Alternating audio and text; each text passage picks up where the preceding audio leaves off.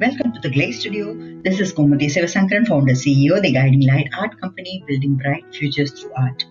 Today, in the 8th episode of the GLAC What Next series, Change Management in Practice, we are meeting someone who has been changing herself, shaping herself time and again as a journalist first and then moving on to become an MBA and also finding herself in a different country, learning different language, at the same time managing careers. Yeah. So the start of my career. So, I studied journalism as soon as I left high school. And while I was studying, I found that I had a deep, deep passion for urban culture and also, storytelling. And while I was at university, I met two friends who eventually became my business partners. Because when we graduated, we knew that there was maybe no space for the types of ideas that we had. We approached one of our journalism professors and we said, we want to start an urban culture magazine, a music magazine. And he looked at us and thought, oh my gosh, they're going to have their hearts broken.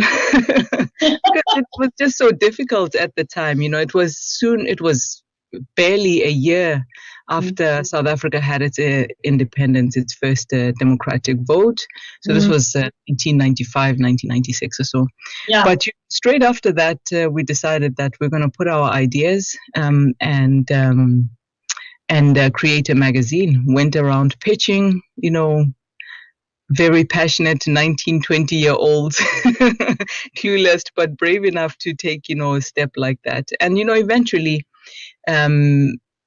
we didn't get a magazine deal, or we didn't get a deal that we thought was good enough for us. So basically, we would have been working for other people, which was not the idea in the first place. The idea was owning an entity that was that represented the market that we were part of, and also was something that we could leave behind, kind of a legacy. And so we decided to put the magazine online, which was more or less the first exactly. So we're talking 1998 or so, That's what I'm imagining, 1998. Exactly, when it was still called e-zines. So we launched that, rage.co.za. So it was the first of its kind. And we were learning as we were going along. And little did we know that it would lead into other avenues of expression and representation of urban culture or South African youth culture. So from there we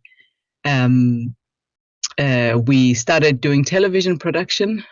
We were one of the first young companies, black owned, that were contracted to an Africa-wide television network called Channel O. It was a music TV channel. Okay. And, we were producing programs for them. And we were writing scripts for that channel, the entire channel. My goodness, what work it was. It was very exciting, but also really, really quite demanding. So a lot was learned in terms of, running a project, running a show, getting yourself organized, ideating and putting things out there, and also just learning the broadcast industry. So that was really, really an exciting time. And, we created something that I suppose amounts to an institution. People are still excited about it, and it's always so rewarding when a young person reaches out and says, hey, I became a journalist because of what you guys did, etc. That was a pretty cool, little entity that we created, and it was fun. It was growing and growing, and unfortunately, I think we were growing way too fast. Yeah, we were growing for our capacity anyway. So we knew absolutely nothing about business management. We were all graduates of journalism school.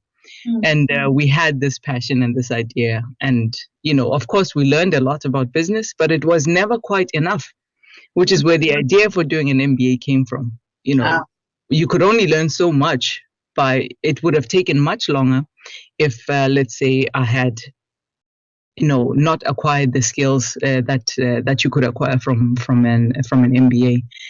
So the idea was, okay, one of us at least needs to be able to run this baby, make sure, ensure its growth, and take it somewhere. Yeah. And so I signed up for the MBA, which ticked all the right boxes because there's a strong entrepreneurial program at CTS. Also, it was abroad, so new ideas, new ways of doing things, and also the sustainability element. We always knew that whatever work we were doing had to have an impact. Back then, it was called corporate social responsibility.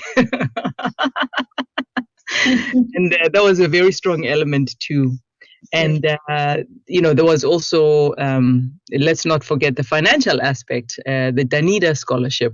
So I came in as a fellow of the Danish institution called Danida.